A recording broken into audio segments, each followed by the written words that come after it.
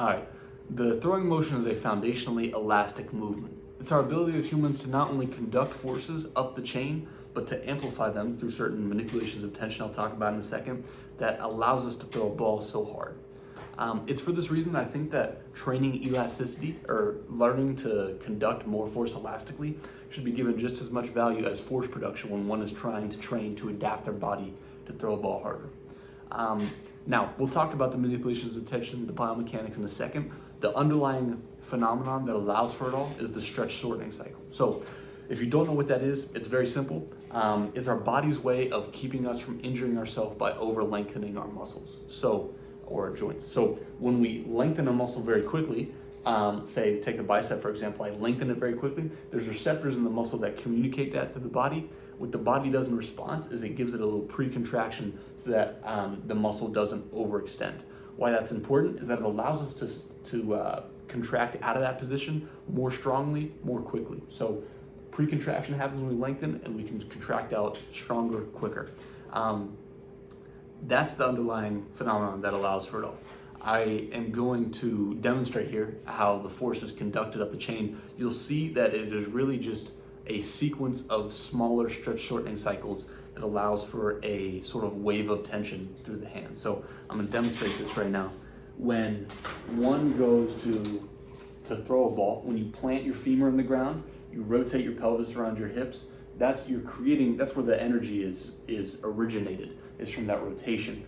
So you rotate the energy around your hips, but also at the same time, you're keeping your spine where it was originally. You're creating displacement by rotating your hips and keeping your spine in line like that. Really what that is, hip-shoulder separation as people call it, but what that really is just a lengthening of the anterior abs. The abs that go from almost like a diagonal line, like from your hip up towards your shoulder, like right here. You're creating massive lengthening and quick lengthening in those abs, and it gives the same effect that I just talked about with the bicep. The abs pre-contract, and so that when you actually go to match the orientation of your spine, when you fly out of that position and match your spine to your pelvis, you go boom, the contraction is more quick and more strong than if you were just going from rest to do that. So that's the first. There's really three main junctions in which the stretch shortening cycle takes place. That's the first one. So that happens, you match the spine to the pelvis, you go boom, and then you'll see that the arm sort of falls back in the scapular retraction. So you go like boom, and the arm falls back like this. What that is really just the same thing, because that is just a lengthening of the pec. It's a quick lengthening like that, and so the pec has a pre-contraction just like the abs do, just like my bicep does, and allows it to have a stronger contraction when you're going into layback. So you go like this, boom. It allows the pec to really to hold this humerus in place instead of allowing it to fall back more so. It allows it to be strong and allows us to sort of have layback around the humerus, around the shoulder. It allows it to be stable, basically.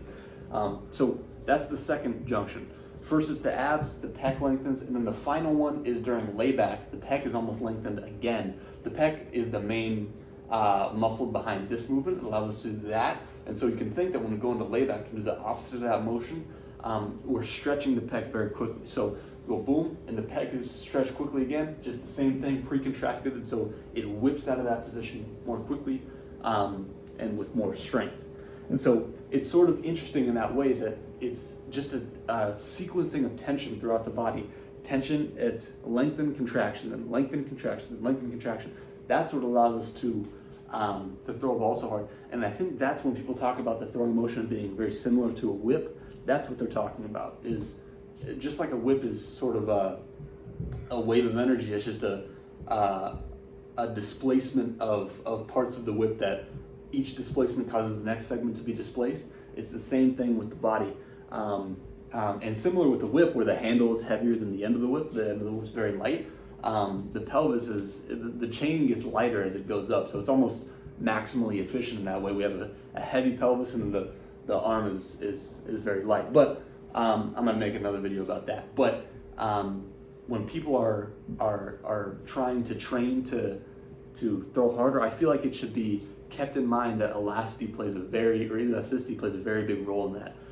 Before I go, I want to say that when you the stress shortening cycle is sort of the intensity to which it takes place is sort of based on the length to which you reach and the speed at which you reach that length. So if you go slower into hip shoulder separation, you're going to get less of a pre-contraction and therefore less of a post-contraction, like less forceful firing out of that position than if you really fired into it, both in the quickness in which you fired into it and also the length. So if you lengthen the abs more, they're going to pre-contract more, you're going to get a better post-contraction out of that position.